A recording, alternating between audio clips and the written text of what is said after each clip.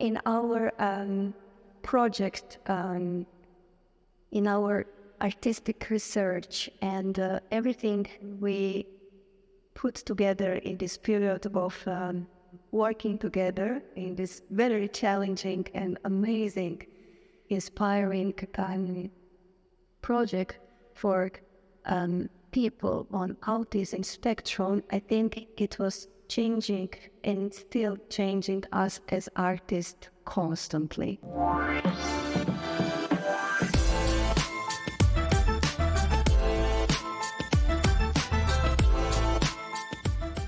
So in me particularly, it took time to probably propose 3 possibilities that would be fine for us in the future to research. And one would be, for sure, this classical structure of narrative dance performance that is leaning on the classic story, on probably big literature masterpieces and titles. It can be also condensed or not, but it's definitely the structure which demands this standard approach, in the sense that we have clarity of motives behind every single scene that the plot leads to come out, and then justified actions. As we said, for every single dancer, I would choose a different language, concretely because of his or her character, and then to find a way to do it delicate yet straightforward. That would be one of my propositions.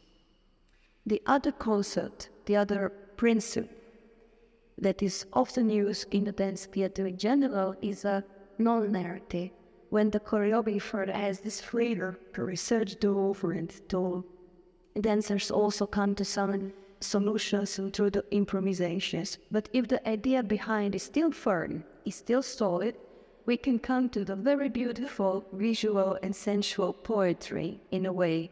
And then also the composer or music chosen for the project can be a little bit more fluid. So the choices and the result of that choices can be maybe unpredictable, but yet very exciting for the audience.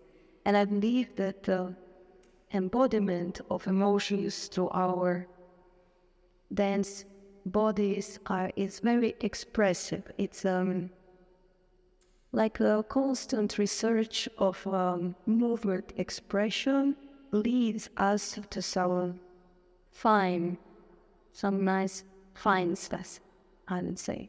And then in this kind of theater, the action, the feeling, atmosphere, this, I would suggest, minimalistic structure, but not vague dramaturgy, still firm, but more fluid.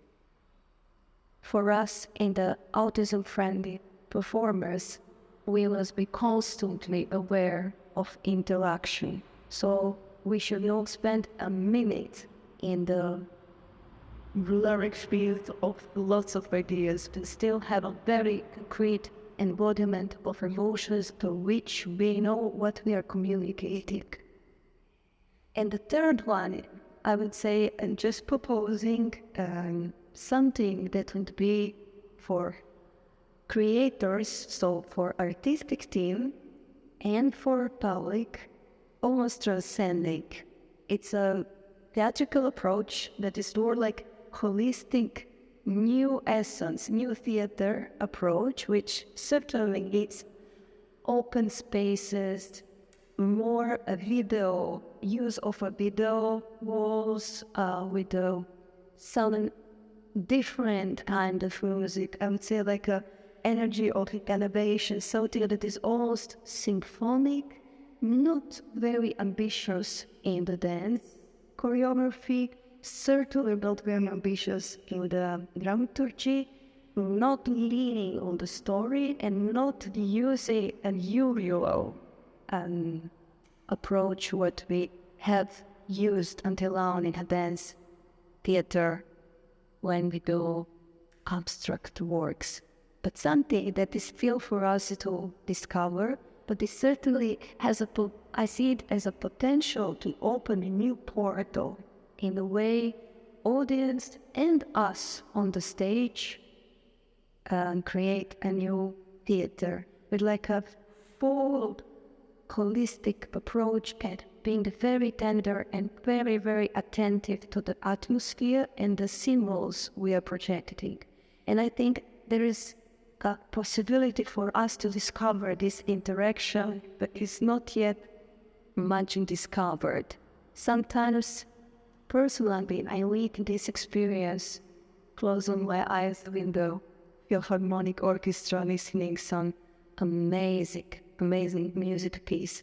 But I think people with autism spectrum have this incredible radiance and delicacy, and they would know how to feel these kind of works. For us, it needs a huge vulnerability and selflessness to open up and to create something like that.